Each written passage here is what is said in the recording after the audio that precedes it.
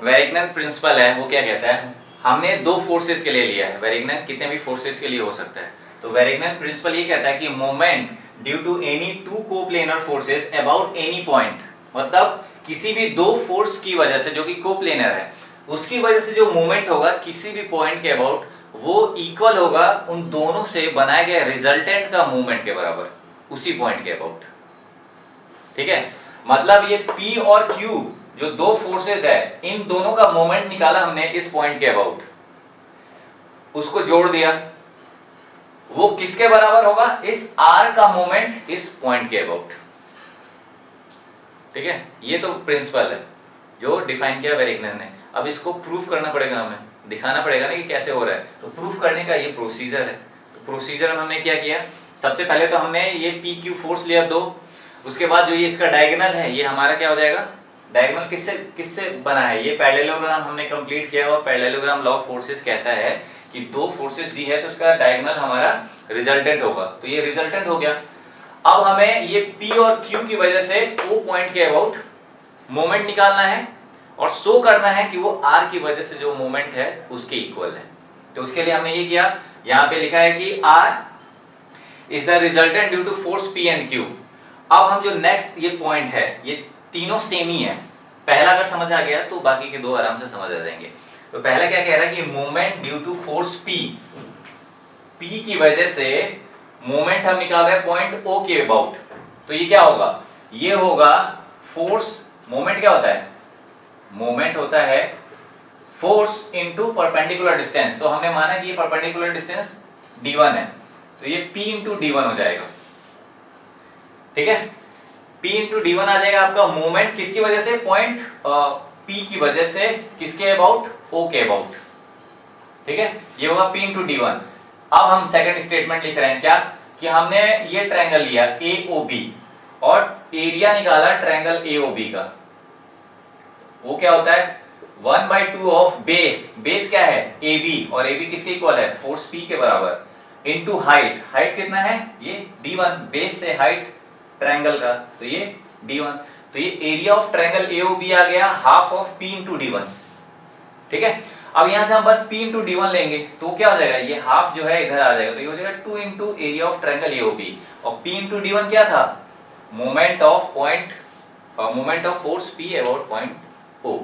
तो ये वही है moment due to force P about point O equal to twice of area of triangle AOB, जो कि यहां पे देखिए लिखा है area of triangle AOB P into d1।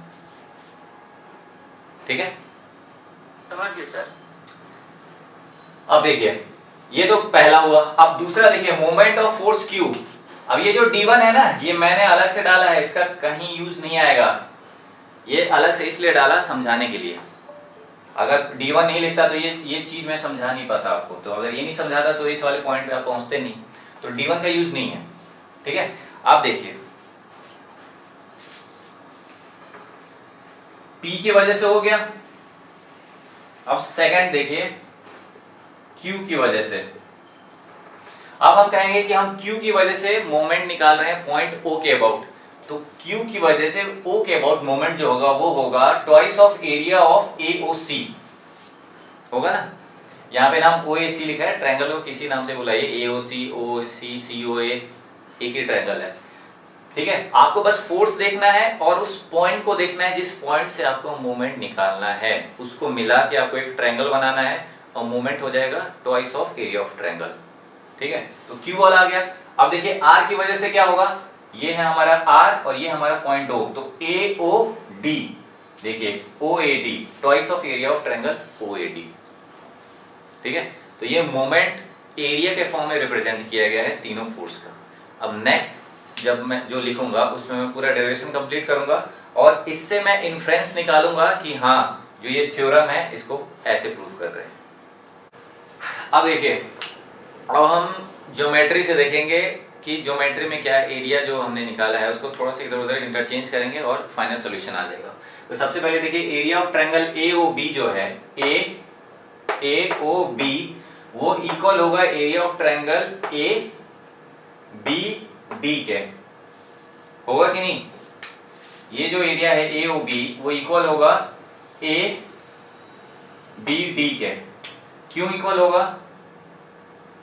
देखिए जो दो टॉपिक है जो 10th में हमने पढ़ा है, सिमिलर ट्रायंगल करके और कंकरेंट ट्रायंगल। मतलब कि अगर हमें दिखाना है कि ये ट्रायंगल उसके सिमिलर है, उसके जैसा दिख रहा है, तो कुछ मेथड्स होते हैं, जैसे साइड साइड साइड करके हम बता देंगे कि हाँ ये इसके एग्जैक्ट इक्वल है। एंगल एंगल करके हम बता देंगे ये इसके सिमिलर है। ठीक है, तो ये क्लास आई थिंक 8th या 9th में हमने पढ़ा था ज्योमेट्री से।